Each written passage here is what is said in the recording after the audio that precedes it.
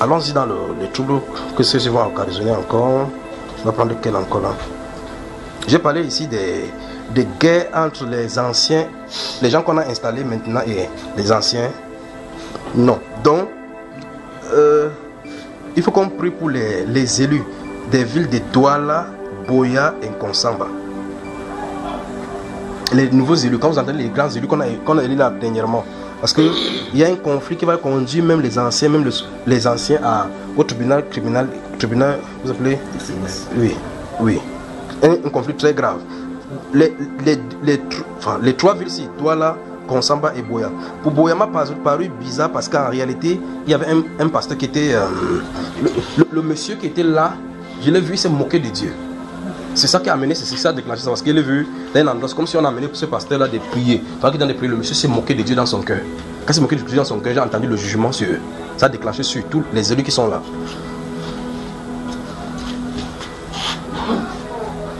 Donc les élus des Douala, des villes de Douala, Buea et Konsamba auront des sérieux problèmes. Des sérieux problèmes. Ça, ce sont pour les élus de ces villes-là. C'est bon, vous avez noté, non? Notez seulement mon surveillé. Le Seigneur vous bénisse vraiment. C'est la suite. La dernière fois, je vous avais dit que c'était beaucoup. J'ai demandé que vous notiez. J'ai donné 5 ou 6 ici la dernière fois. Tremblement de terre, ambulance, jugement, le problème de sécurité ou cette chose qui vont être brûlées, les transformateurs. Là. Donc maintenant, je vous ai parlé de cette femme-ci. Et puis, les nouveaux élus là.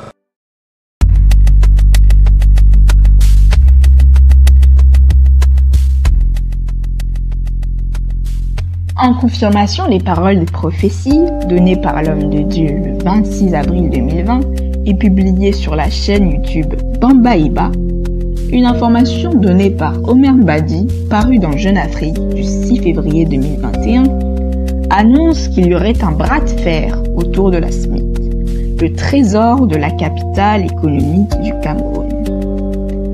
En effet, le nouveau maire de Douala, Roger Mbassandine, entend bien prendre la main sur le véhicule d'investissement de la ville. Mais son prédécesseur, Fritz Note, ne l'entend pas de cette oreille.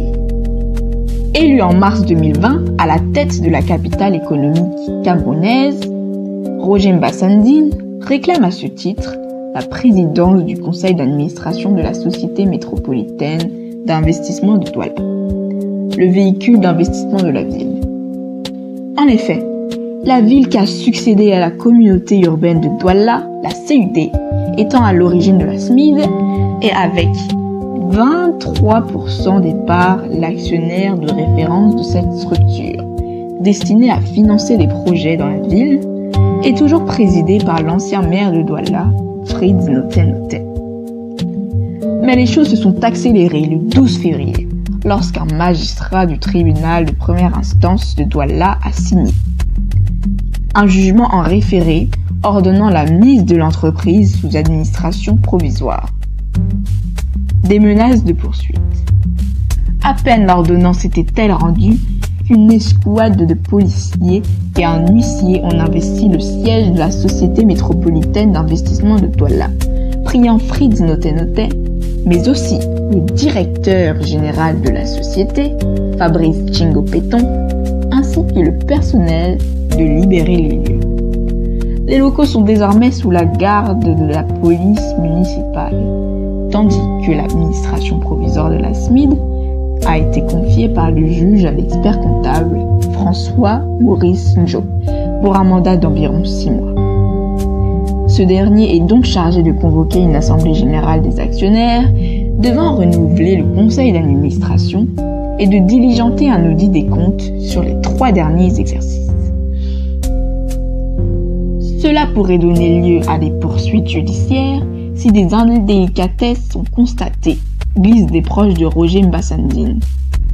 D'autant que le mandat de Fritz Note, désigné administrateur en 2018 parce qu'il représentait la CUD, a expiré depuis le 17 août 2020. Ce qui ne l'empêche pas de poser certains actes, comme la convocation du conseil d'administration du 1er décembre, portant entre autres sur la cooptation de nouveaux membres, Seule l'Assemblée générale désigne les membres du conseil. Or, celle-ci ne s'est plus tenue depuis 3 ans, rappelle un proche de Roger Bassandine. Du côté de Frins Noté, on tient à préciser que la mairie de Douala n'a pas des existences légales qui lui permettent de prétendre à des droits sur la SMID. Un argument balayé par le juge. Et qu'une assemblée générale était programmée pour le 25 mars, la manœuvre de Roger Mbassa visant donc à court-circuiter cette démarche. Les proches de l'ancien maire dénoncent aussi l'attitude de l'édile. En décembre, une délégation d'actionnaires conduite par les députés Alberto Collins et Jean-Claude Feuteux le rencontre pour aplanir le différend. Il leur demande de lui accorder 2 semaines pour réflexion et en guise de réponse, il emprunte la voie judiciaire. Une bataille d'ego. Cette source souligne aussi le rôle qu'a joué l'ancien délégué du gouvernement dans la création de la SMID, qui lui assure, selon lui, une légitimité à sa tête. La SMID est son bébé, dit-il. Il en a eu l'idée et a mobilisé les partenaires. C'est pour cela que nous l'avons placé à sa présidence, rappelle notre interlocuteur, qui regrette une bataille d'ego, dommageable pour ceux qui ont mis leur argent dans ce projet. En 2018, la CUT avait lancé un appel public à l'épargne de 10 milliards de francs CFA, environ 15 millions d'euros pour constituer la SMID, mais n'avait finalement réussi à mobiliser que 5,5 milliards francs CFA. Engagé dans des projets comme la construction du marché de Deibo en PPP ou encore la réalisation d'un centre des loisirs au Plateau Beach. Mais à l'horizon 2025, la structure est censée porter une partie des projets contenus dans le nouveau plan, qui s'élève à 1400 milliards de francs CFA.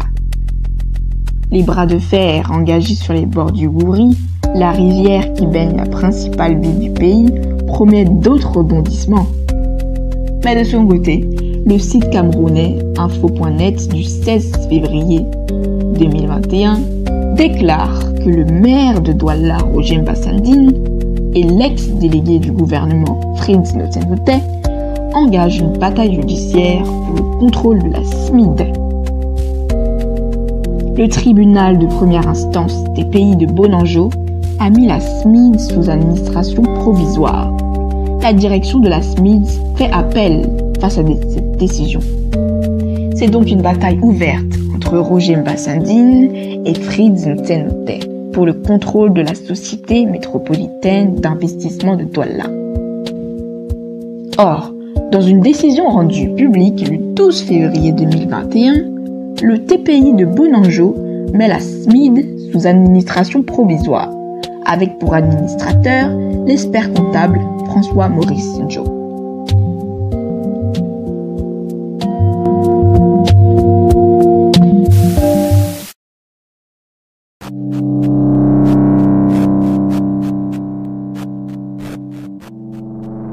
Dans la foulée, une escouade de policiers, sous la conduite d'un huissier de justice, a investi les locaux de l'entreprise pour exécution de la décision de justice visant à suspendre toute activité de la SMID et à pousser les scellés sur les portes de la structure. La requête avait été portée au tribunal par le maire de Douala, Roger Bassandine, qui voudrait remplacer l'ex-délégué du gouvernement auprès de la communauté urbaine de Douala, CUT, Frins Noté, au poste de président du conseil de la SMID. Réagissant à ce qu'il qualifie de regrettable coup de force, le directeur général de la SMID, Fabrice Kingo Péton, désigné au terme d'une session ordinaire du conseil d'administration de l'entreprise le 29 décembre 2021, a rassuré les administrateurs et actionnaires de la SMID que les dispositions sont en train d'être prises pour un retour rapide à la normale. En effet, les textes constitutifs de la SMID disposent qu'il existe 4 catégories d'actionnaires. La catégorie A, qui revient à la CUD, 23% du capital. La catégorie B, constituée des sociétés publiques et parapubliques, qui constituent 10% du capital. La catégorie C, constituée des entreprises privées, donc du 20% du capital. Et enfin, la catégorie D, constituée des personnes physiques, avec 47%. Or, aucun individu ne peut détenir plus de 5% du capital de l'entreprise. À l'analyse, le secteur privé détiendrait 67% du capital sous le contrôle et la surveillance de la Commission de surveillance des marchés financiers. Sauf que la SMID stipule dans ses statuts que le poste de PCA reviendrait au délégué du gouvernement auprès de la CUD, aujourd'hui supprimé en lieu et place du maire de la ville. Par ailleurs, les administrateurs sont désignés pour un mandat de 2 ans renouvelable au terme d'un conseil d'administration. Or, Fritz Noten n'est plus patron de la CUD et a perdu de fait son poste de PCA de la SMID, au bénéfice de Roger Mbassandine depuis 2020, rétorque le conseil du maire de Douala. Cependant, d'après les indiscrétions, de fortes soupçons de détournement de fonds pèsent sur les administrateurs de la CID. Et la CUD, qui en est l'initiatrice et actionnaire, voudrait voir clair dans la gestion de cette société d'économie mixte. Cependant, une ordonnance judiciaire du 4 septembre 2020 a prorogé le mandat des administrateurs de la SMID. Et la tenue de l'Assemblée générale des actionnaires prévue en décembre 2020 au 25 mars 2021, une rencontre dont les principaux points porteront donc sur l'examen des comptes de la société, les rapports des commissaires aux comptes, ainsi que le renouvellement des administrateurs et du conseil d'administration. En attendant, les conseils de la SMID ont fait appel de la décision de la justice et de sa mise sous administration provisoire. Un appel dont l'audience est prévue le 26 février 2021. Créée en 2018 avec un capital de 5,5 milliards de francs CFA, la SMID est donc une société d'économie mixte dont la durée de vie est de 99 ans.